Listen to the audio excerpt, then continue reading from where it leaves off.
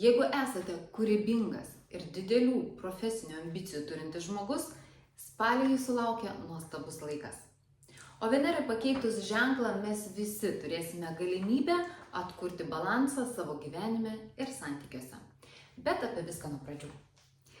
Pirmoji šio mėnesio savaitė, vedanti mus į pilnatį, kuri įvyks spalio 7 dieną, tokia gana lemtinga. Sulig pilnatimi užsidaro taip vadinamas užtemimų koridorius. O tai reiškia, kad intensyviausias užtemimų laikas jau bus praėjęs. Ir tie įvykiai, kurie prasidėjo užtemimų koridoriaus metu, tai yra rugpjūčio 23 spalio 7 dieną, tai įvykiai, tos kulminacijos, kurios įvyko, jos tiesiog dabar jau ateinantį pusmetį, bent jau pusmetį, tiesiog aktyviai realizuosis. Pilnatis tokia bus gana intensyvi, ji vyks Avino zodiako ženkle ir stipriausia veiks kardinalų kryžių. Tai yra Avinus, Vėžius, Svarstyklės ir Ožiaragius. Kardinaliame kryžiuje įvyks dar vienas svarbus astrologinis įvykis šį mėnesį. Venera, planeta atsakanti, lemianti tiksliau mūsų norą investuoti kažkur energiją, kurti grožį savyje, aplink save, puoselėti santykius, pereina į Svarstyklių zodiako ženklą. Ir ten jie jaučiasi labai stipriai. O tai reiškia, kad mes visi tikrai turėsime galimybę atkurti tą balansą savo gyvenime, savo santykiuose, kurio galbūt mums trūko pastaruosius kelis mėnesius.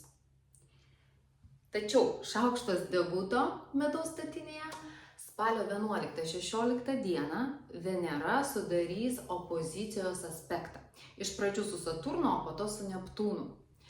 Ir todėl šitos dienos jos tikrai tokios labai nepalankios bus sveikatai, bus mažiau energijos ir mes lengviau pasigausim, prisikabins kažkokie virusai, todėl tikrai verta labiau pasisaugoti.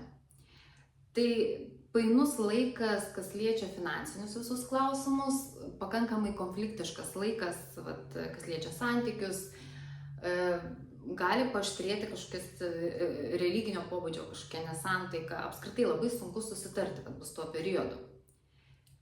Taip pat Venera, jie atsako už meną ir meno žmonės. Todėl spalio 11-16 diena jinai tokia potencialiai sudėtinga bus meno srities atstovams.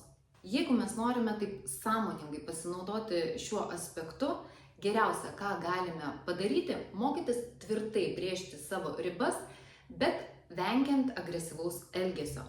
Tai labai geras laikas mokytis tvirtabūdiškumo. Bet tam mes turime labai gerai suprasti savo norus, savo tikslus, nes tik tada mes galėsime adekvačiai apginti savo poreikius. Jeigu mes patys nežinosime, ko mes norime, koks yra mūsų tikslas, visa tai mums primes aplinka. O pats geriausias laikas savo tikslams išsigryninti bus jaunaties metas. Ir jaunatis įvyks spalio 21 dieną Svarstyklių zodiako ženkle. Visa savaitė nuo 21 dienos labai geras laikas planuoti, išsigryninti poreikiams, išsikelti tikslus ir tada jau pradėti veikti. Ir apskritai pats produktyviausias, pats perspektyviausias bus mėnesio galas.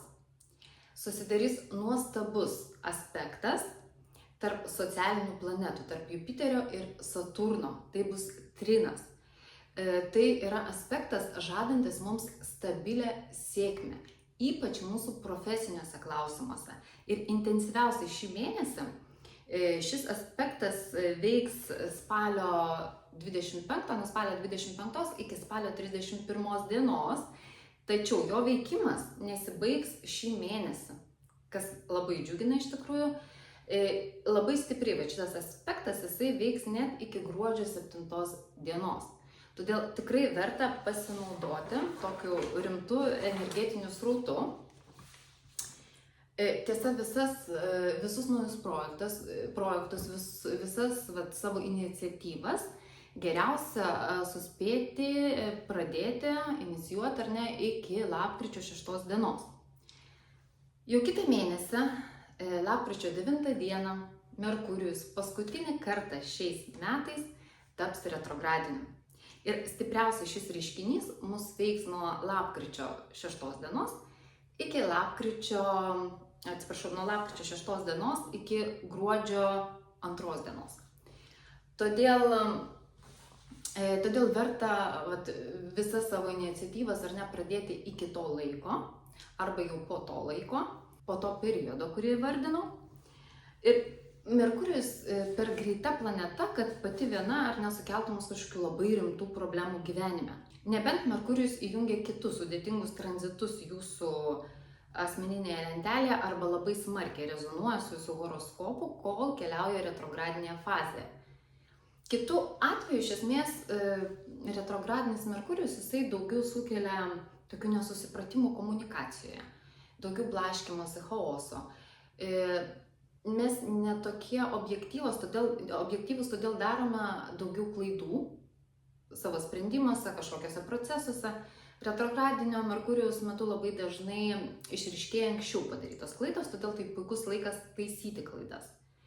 Bet naujai priimti sprendimai, kažkokie susitarimai įvykę per retrogradinį Merkurijų, paprastai jam išsisukus jie būna peržiūrimi, situacija atrodo jau kiek kitaip, negu mes įsivaizdavome.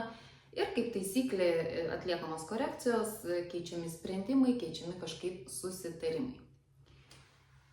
O grįžtant prie šio mėnesio, Merkurijus didžiojo mėnesio dalį jisai keliauja Skorpiono zodiako ženklu ir skatina mus mąstyti strategiškai ir slapukauti, o gal net gudrauti. Apskritai šį mėnesį stipriai vyraus tokios skorpioniškos nuotaikos, nes labai daug planetų bus Skorpiono zodiako ženkle.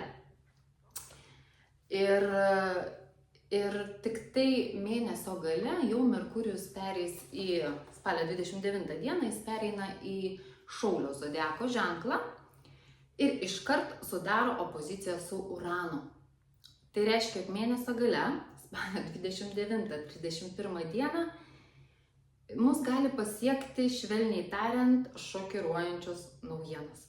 Reziumuojant šį mėnesį, tai toks esminis barjeras, kurį mums visiems teks įveikti, tai yra inertiškumas. Toks pasyvus plaukimas pasroviui.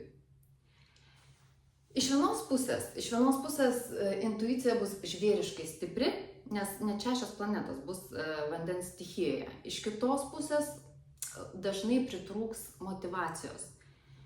Todėl mūsų užduotis bus sąmoningai kažkaip save motyvuoti. Neužstrigti per ilgai tokiose nostalgiškose, melancholiškose nuotaikose, kas yra labai būdinga, kai dominuoja vandens stichija. Ir primenu, kad šis mėnuo, jisai tikrai suteiks mums galimybę tokiam rimtam proveržiui į priekį, ypatingai mūsų profesinėme gyvenime. Todėl tikrai verta atsiraitoti rankoves ir nuoširdžiai pasistengti vardan savo tikslų ir savo svajonių.